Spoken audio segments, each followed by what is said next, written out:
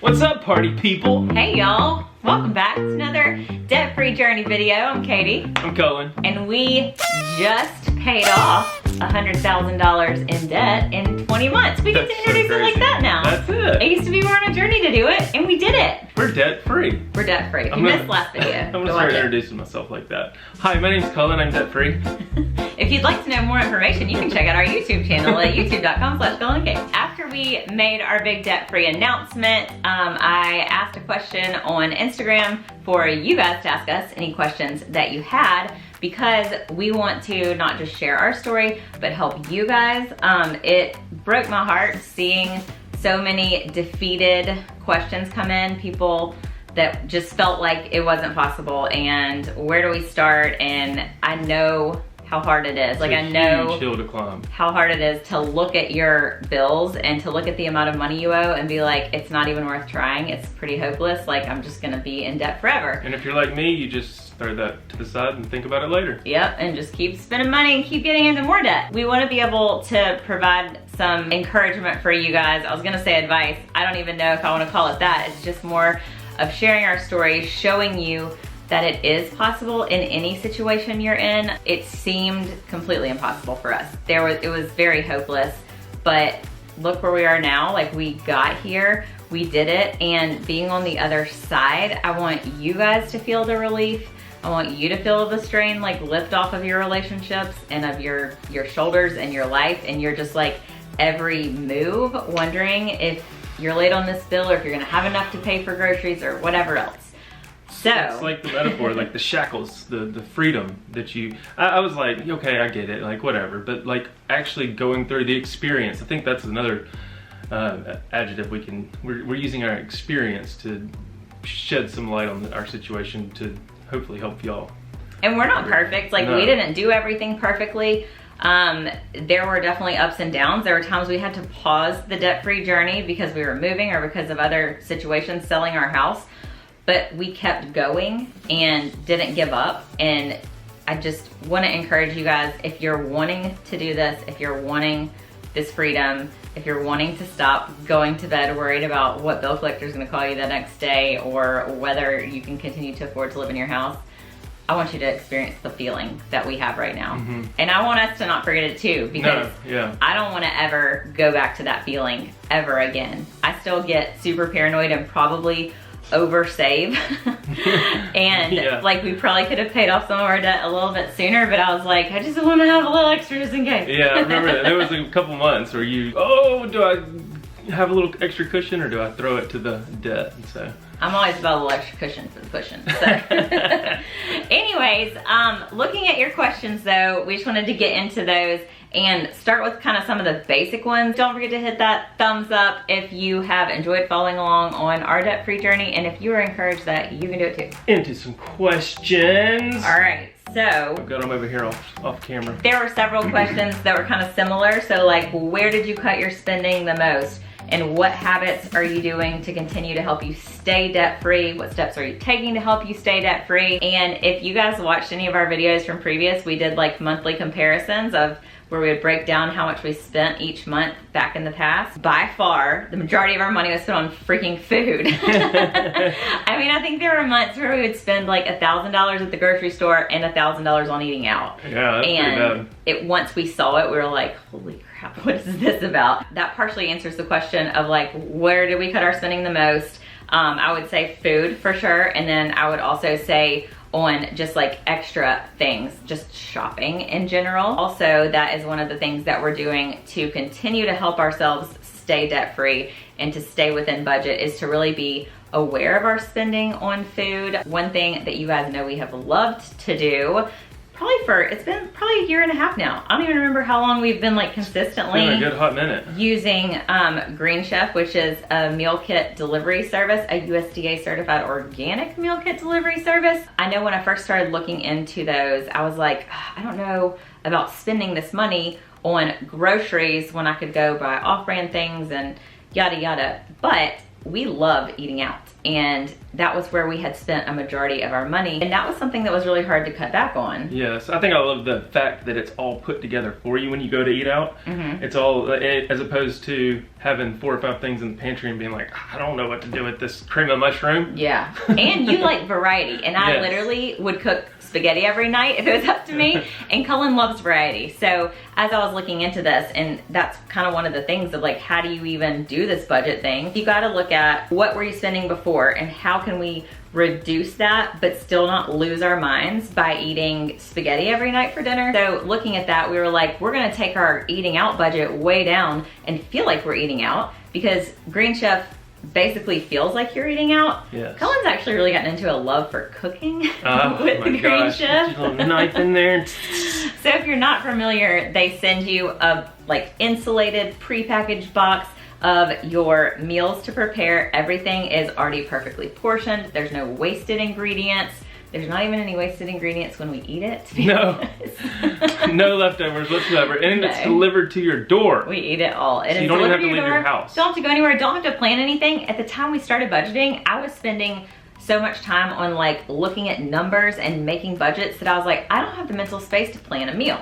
So. And let's be honest, when you do go out to eat, you end up most of the time getting sucked into overindulging in certain areas, whether it be libations or desserts, or even having to leave a tip. Sometimes it's like, oh God. Leaving a tip and the tax and all of that stuff. So if you guys are interested in trying out Green Chef, we have our own personal subscription, in addition to the fact that they are the sponsor of this video. Thank you, Green Chef, for sponsoring this video. It's delivered to your door. It's super flexible. So on months or weeks when we were like, okay, we're gonna really have to budget and not even eat anything but like beans and rice this week, we could pause it for a week. Or if we're going out of town, or we just didn't have time to cook. And they have dishes and meal kits for a different variety of lifestyles. So paleo, keto, vegan, vegetarian, like anything. You look into it, you'll find something that you love. If you want to experience the joy of becoming your own chef in your own house, at your own restaurant, visit greenchef.us/CullenandKatie100 to receive $100 off plus free shipping on your first box. $100. I know, I'm really excited to have a code to share with y'all for that. It is one of the biggest discount codes that we've ever had for Green Chef. So if you've ever wanted to just try it, give it a try. Like, what can you lose? That's a great deal on some delicious food. greenchef.us/CullenandKatie100. Trying to balance, basically, is the big thing. Like, trying to figure out food, figure out travel, figure out all of the different things. As far as a step that we're taking to stay debt-free, one big step is that we are not using credit cards anymore. We're not having debt anymore. We're not owing anybody any money anymore. If we can't afford it, we're gonna wait until we can save up the money for it. We do plan to purchase a house in the future, so we do plan to have a mortgage, but other than that, one of the biggest things I've learned is delayed gratification through all this, because we were in that instant, like, on-demand mentality of like, oh, let's get this. Okay, I'll order it. It'll be here in 2 days. Oh, let's get this. Not saying there's still sometimes where my mindset's like that, but I think this whole process has helped. But we don't spend it if we don't have it. So previously, the mindset was kind of, well, so next month we'll cut back on like going out to eat so that we can like pay back the credit card bill that we did this month. Well, then something happens and like the dog's got to go to the vet, and then you're like, well, shoot, now that credit card bill I was supposed to pay from last month can't get paid off, and it starts as we ended it with a huge snowball that started small and got big. It starts that way with spending. It's like, well, I can just leave $100 on the credit card and I'll pay that off next month, and then it just piles up. So those credit cards, what should we do with them? Let's go get them. Uh-oh. Are we really doing this right here? God, these were, we used the heck out of these It was cards. So nostalgic and kind of like weird. This is weird, I haven't touched these. Seeing these after so long when I went to go melt them out of the frozen water a minute ago. I like had a love for just the black one. Seeing this one in my wallet, yeah. I think it made it still special because this was our first like business credit card when we like actually incorporated what we were doing on YouTube into a small business. Right. And we felt like this is our business card, We you have a know? business card now. But I did not even remember that these were shiny. I'm like, Yeah. this is a shiny card? Cash rewards, it says on here too. One of the questions was, will you continue using credit cards so that you can get the rewards and build your credit score? And the answer is no. That's kind of the mentality we had originally. And for years, we only put like gasoline in our cars on this credit card because we were like, oh, we'll get cash back, we get a discount on gas and all this. But then it was there as a safety net, and we didn't resist the urge to use it when we got into a pickle or just wanted a pickle. We learned quickly at the end that like cash rewards or Sky Miles or whatever are great and all, but by protecting yourself from even getting into debt, you can be saving money to basically giving yourself cash back. Got to cut these up. Let's cut them up. Oh my gosh. Also, another trick, if you're starting your journey, I went in online and you can deactivate the card for spending so that the account stays open, but it can't have any spending done on it. Yes. So these haven't even been able to be We used. could have technically cut these up a long time ago, but we were saving this for our reward once we got debt free. Oh, Oh my See ya. gosh, there went Kohl's. You're a card holder since 2017, it says. gosh, this one, I was probably a card holder for even longer. I think since like 2003. This one I was a card member since 2003 and then added you to it when we got married. Notice I saved my favorite one for last. Wait, you gotta cut up this one. Sorry, I stole it from you. You gotta cut up this one. Okay.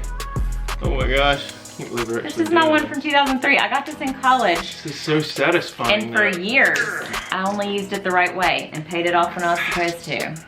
I told Katie we should take ya. all these clippings and make them as See ya. confetti for when we do our debt-free post on Instagram. If you're not following us over there, go follow Go us. follow us. Let's get a close up of a snip right here. Oh, this brings back memories.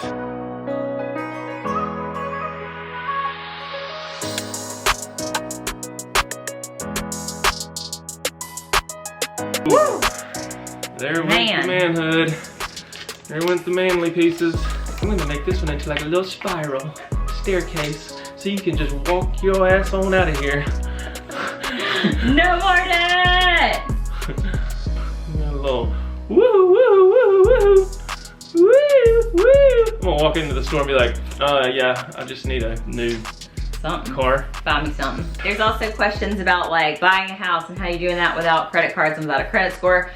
I'm not gonna go into it because I don't know all the details, but I know Dave Ramsey talks a lot about this too, and you can probably search the internet and find his explanation on manual underwriting and how it is totally possible to get a mortgage without a credit score. So search that up if you're interested in learning more about that. In the last video, I referenced resources and how many resources there are out there. Facebook groups, books, and I think the book, the Dave Ramsey book, was the biggest resource for me. We were sitting on the beach. We didn't have kids, so we had time to actually sit on the beach and read a book, which kind of leads into one of the questions. That was a resource that got my brain going, wait a minute, I'm not doing something right with my spending right now. And were we married? Yeah, we just got married. We had just gotten married. Yeah. We had already been on our honeymoon and come back, and we just like went on a little beach trip at the end of the summer. I think it's important to find the platform that is most liked by you. Like if you like to listen to stuff, you like to Podcasts. watch stuff, podcasts, videos. Highly recommend Dave Ramsey in general. The book is great, reading or listening to that. But also we used to listen to the radio show, and then now it's in podcast form. And I love that because I can look at the topics and pick something that's relevant to me to just get me inspired and make me be like, okay, I can do this. Like, I don't need to spend that much money on this. And just kind of listening to the advice, taking the class together is also something that we started when we very first got married. There's also somebody that asked, like, how do we get started? I just want to pay off our cars. I don't know if you have kids, if you're married or whatever else, but I know for us, it was really important that we did this when we very first got married, took the class together, the Financial Peace University class, because it just started us out on the right foot, on the same page, and with a foundation of like creating financial habits together. We were the youngest in the class, I remember. There were people in there that had been married for like 30 years, older. They were just like, you're not supposed to be in here. Why are you in here? That was kind of surprising because it's not typical to start off like that. And I mean, we didn't even have, we took it, you can take the class without even having debt. And it was pretty awesome because we were done with baby step one. We had, I think, what, like maybe $1,000 in debt or something from like my engagement ring, and that was it. And so, or maybe 5,000. I don't remember what it was. Yeah. Or some tax debt. Anyways. I mean, 20,000. That's just what was left. Okay. You'd already paid a bunch of it. You'd paid a bunch of it, you know. You'd paid a bunch of it. So we started out with very little debt. So we were able to like finish up baby step 1 and then start working on, you know, the next steps of the process. And I know this can sound kind of confusing if you're like, so you took the class, but then you ended up in a bunch of debt. Like, why would I take that class? The important part of it is what we learned there. Life happened after we had been married for 10 years. Our lives mentally, emotionally, like psychologically, physically went completely downhill because of a number of different reasons. And with that, our ability to rationally think and be responsible with our finances, our eating, our like lifestyle and all of that went down the drain at no fault of the class we took. But having had taken the class, when we started getting our life back together, we knew exactly what to do. We knew exactly how to get back on track. I knew exactly where that book was in the attic. We knew where our envelopes were. We knew how to do it. If you go back and watch the playlist in the beginning, we like pulled out all our old stuff and it was just like, oh yeah, refreshing. We remembered that feeling of like what it was like when we prioritized ourselves and our family and our spending. And so we were able to jump back into it. I think that also is what helped us stop before we got even further into debt, because at some point your conscience kicks in and goes, you know what to do. Like, why are you doing this? And I think when we first started taking the class, Facebook Marketplace wasn't even a thing. So the added benefits that have evolutionized over the years were there as far as being able to sell more and make more and speed the snowball up. Yeah. It helped a lot. Getting your finances in order, getting on the same page with your spouse as soon as you can. However, if you're beyond that point, it's never too late. Communication is a huge thing. That's been huge this time and last time.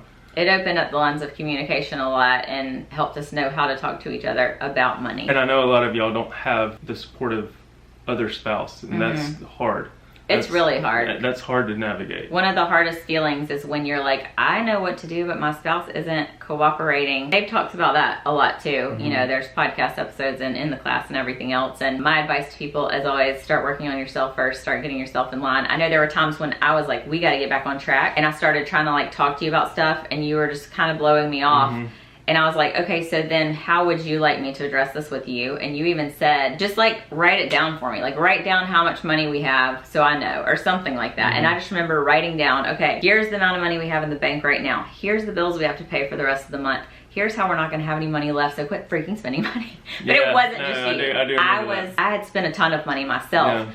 But it was when I kind of started to recognize things, and when you saw it on paper instead of, because our relationship was already like this, when you saw it on paper, it was easier for you to go, oh crap, than hearing me go, well, you spent this on this and you spent that on that. So if you don't have a spouse that wants to talk about it, just leave a sticky note on his mirror in the morning or her mirror in the morning and say, $200 left till the end of the month. Here's the... That's literally what I did sometimes. It's the like 12th. We only have $200 left until 30th. If you spend it all, our kids won't eat. There's got to be a point in time where you're like awakened and your eyes open up and you're like, oh gosh. You could also text them a link to this video and we'll tell them. There you go. We'll tell them. Quit spending money, dumbass. Just listen to your wife, okay? Or maybe it's the wife that's spending too much money. I don't know. It's really overwhelming to sit down and go, all right, honey, we need to make a budget. How much do you think we can spend on groceries this month? Because you have no clue where you even started or where you even have been. So my first tip and what worked for me is sitting down and looking at the entire past month, go through your credit card, your other credit card, and maybe even your other credit card, and adding up all the groceries. How much did you spend? Add up all the eating out. How much did you spend? It's gonna take some time, but it's worth it to take the time to look at it. Before you have kids, like if you're just starting out, this is where you build that foundation. So you have the flexibility to sit down and take the time to move things around and figure out what's what. Also write down your bills, like here was our mortgage payment, here was our health insurance or our car insurance or whatever. I usually put the set bills in a column and then our personal spending in a column and kind of added them all up. Once you gather yourself from the shock of how much you've spent, then you can take a little deep breath and you can go, okay, where could we cut back? When you just don't look specifically at things, it can feel like there's not any extra money. I don't have extra money to put towards debt, so how am I ever gonna get out of this? Once you look at it, start kind of deciding where you could cut back. Then for the next month, start with, okay, well, here's our bills.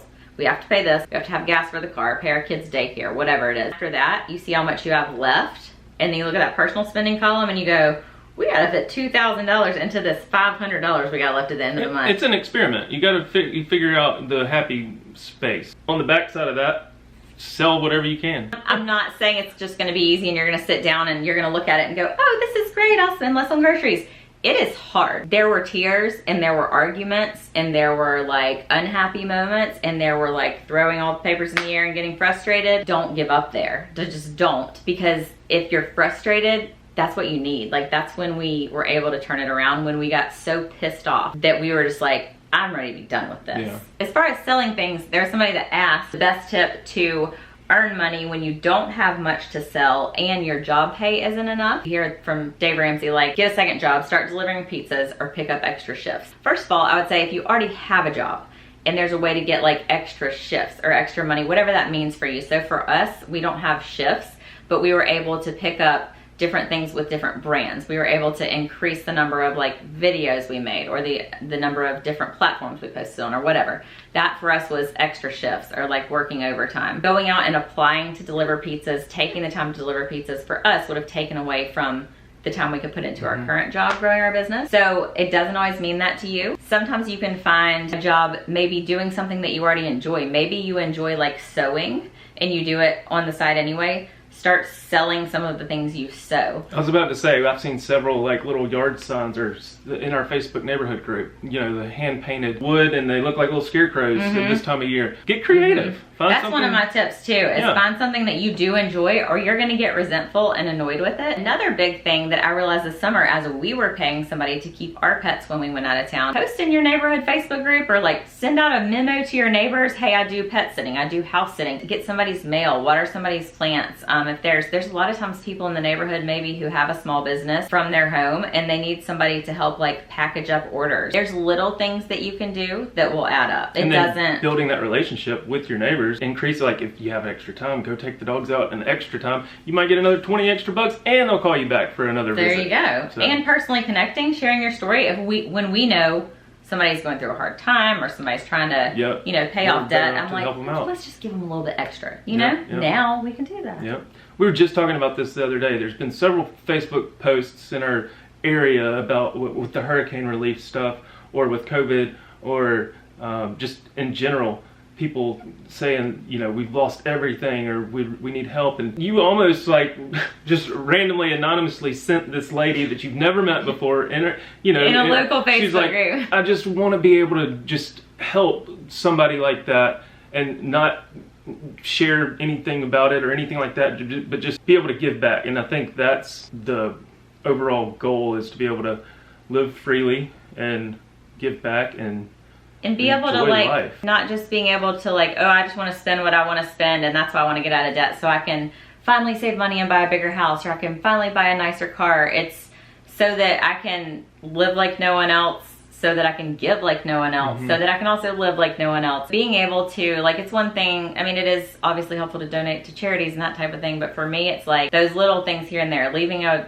extra $100 tip for, you know, your Waffle House waitress or whatever else. That's the kind of stuff that is a real motivation for me to keep going in this. We've had so many people help us and bless us over the years, from the time, you know, before we got married, just even like wedding gifts and all, you know, your parents' friends and your friends from work and everybody that buys you gifts. I want to be able to give back to, our kids wear probably 70% hand-me-down clothes from my sister that's given her kids' clothes to us, and we enjoy being able to pass down clothes to Cullen's sister or whoever else we can. We could not have done it without the help from our parents, from our friends, from the random people on the internet that would send us out of the blue, you know, a gift card. Or I shouted one guy out like, during our journey that we've known for a while. Yeah, we were $40 short, and he sent a $40 gift card without asking. Like, he didn't know we were $40 short on something. It was just one of those like things that just the universes met up, and I was just like, what? Oh my gosh, we can get gas now. The hard work and just the blessings along the way God has blessed us. We've continued to tithe to our church through this whole process. We just trusted that it would work out. Doesn't mean we didn't have to put in effort and work hard for it too, so. Put in the work and see the results. You can do it. You can do it. There's not a situation I can think of that somebody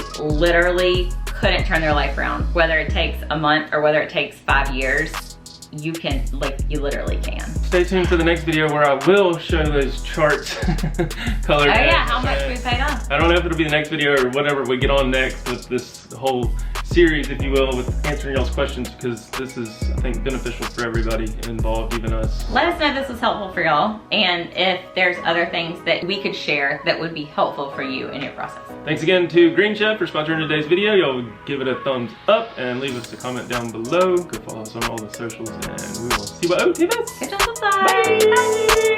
Bye. There it is. There's the aftermath. The confetti cannon went off. See, I didn't need a confetti cannon last time.